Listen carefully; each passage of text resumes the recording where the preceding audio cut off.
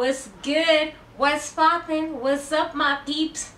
How you doing? It's your girl, Sugar Venom, Ivy NAMU, Sugar V, and I'm back here with it. As if last month sikuambia consistent. I don't know what happened. I had the will, but the way it got tricks. Suddenly, I'm just coming back to being consistent. Please accept me.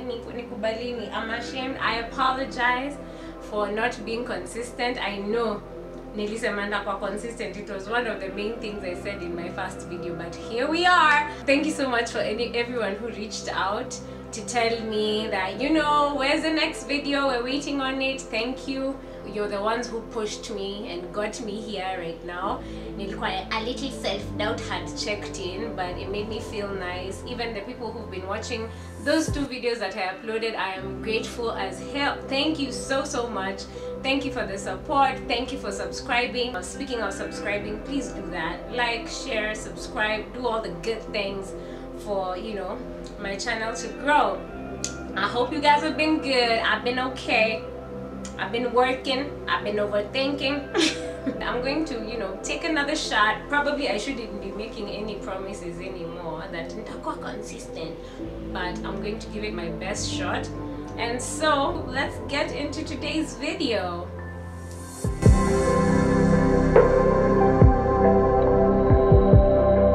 I want to talk about divinity. It's one of those words, or one of those topics that's really close to my heart.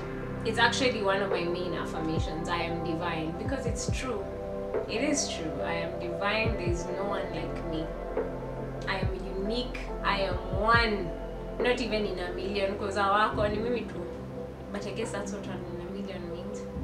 I just want to share what about divinity has made me so rooted in myself and in my abilities and in my personality, and has helped me fall in love with myself even more and be more self-confident, because like I said, hakuna mtu hii dunia ni kama wewe. There's just one of you, and that's amazing, because there's one of the sun and there's one of the moon, you know. So one of you, that's a big deal. You did it, you made it. Yeah, so let's get into it. According to the dictionary, the meaning of divine is, it has you know, several meanings, but the main ones that I wrote down are of or relating to God, especially the supreme being, addressed, appropriated, or devoted to God, religious and sacred, proceeding from God, God-like, or the characteristic of a deity, heavenly, celestial, unusually lovely, and extremely good. And so, just a sidebar, I was raised Catholic, Christian that is. I was raised Christian, and so most of the things I base this whole conversation from are from Christianity.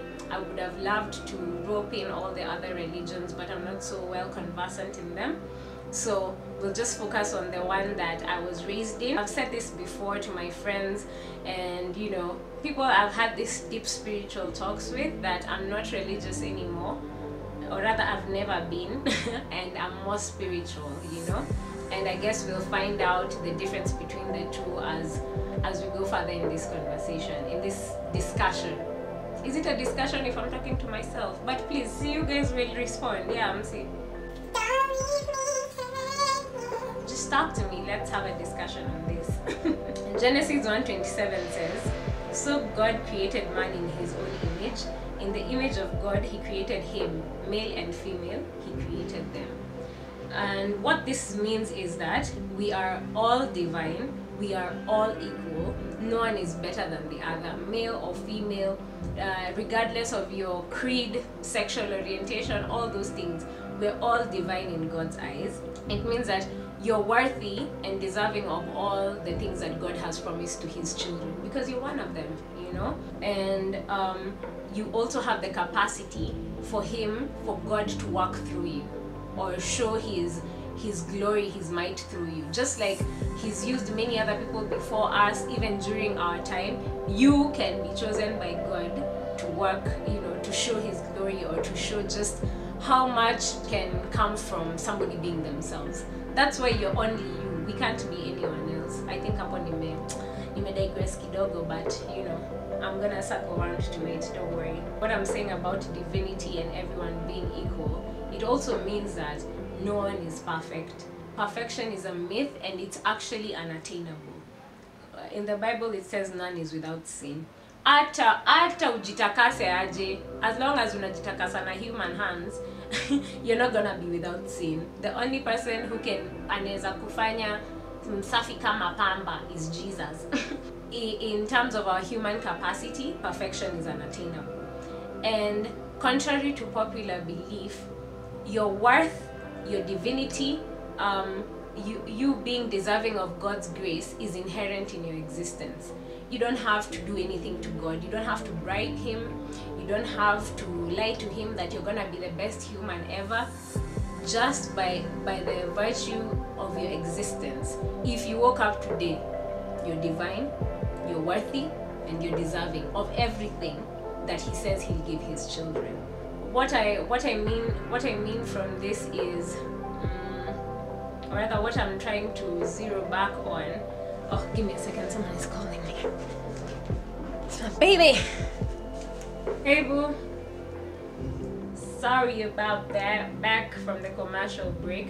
So all that said about nobody being perfect, about why we are divine, because we've been made in God's image. So you can't be any, like, if God is divine, you are divine as well, because you are of God. It's Bible, it just has to be that way. That's how it is. You are a mirror of your creator. So if he's loving, you are love. If he is divine, we are divine. Yeah. When you think about us all being equal in God's eyes, us all being equal in terms of our divinity and in terms of our capacity for God to use us or work through us, I believe, and again these are my sentiments, that you don't need any religion or anybody, somebody, to tell you how to relate with God. Hear me out, hear me out. Let me give you an example. The first time you ever stole something when you were a toddler, let's say the first time you ever stole some sugar, stole some sweets, you know, from the house. See at you neighbor, see at you shoplift. I'm not over here just teaching people how to steal. That's not what I'm doing. But I'm saying the first time you did something wrong as a toddler, you didn't know about religion then, but you did know it was bad. Something in your mind told you, wewe chukua hii skari lakini ende uikule nyuma ya mlango, ama chukua hizi sweets za mom lakini uende chini ya bed, ama uingie kwa closet ndio uzikule. Why? Conscience. Conscience is what tells you right from wrong. It's God's gift to man. I actually think it's God's voice in man. Your conscience, that little voice that tells you go ahead, or that tells you utachoma, that's God trying to talk to you. And as we grow up and as we are conditioned, that voice actually becomes very, very faint. And I feel it takes some inner work, some self-love, some time to yourself, some meditation to actually learn how to listen to that voice and heed what it's trying to stop you from or guide you towards. That's why I believe that, you know, ata bila religion, because again, as Africans, we know religion ililetwa na colonialists. I don't mean to get dark, it's just how it is. So before colonialism, do we want to say that all our ancestors were living in the dark? Like they never worshipped, they never praised, they never were connecting with their creator? No, that's not it. In fact, sometimes I feel like they were closer to God than we are. Sisi tulihavu kustart uko nyuma kwa sababu ya trauma. So my last point was conscience. Conscience is something no religion or anybody can give to you. God has already given it to you. You just need to learn how to listen. That's one of the reasons why I'm not so religious anymore, because I feel like religion has become a sort of pedestal from where to judge other people who are not as religious as you are, and I don't think that's right. I don't think that was God's aim at all. I actually feel that the more, if love is the only thing that can change someone from what you think is astray to the right path. But ukimkemea, or rather if you tirade someone like that, oh my God, you're living a life that God doesn't agree with, who you will burn in fire hell. Surely, how do you expect that person to come to church? That's what I'm saying. I just feel like it's just become religion, or rather church even, has become a place from where people judge others from, and I don't think it's right at all.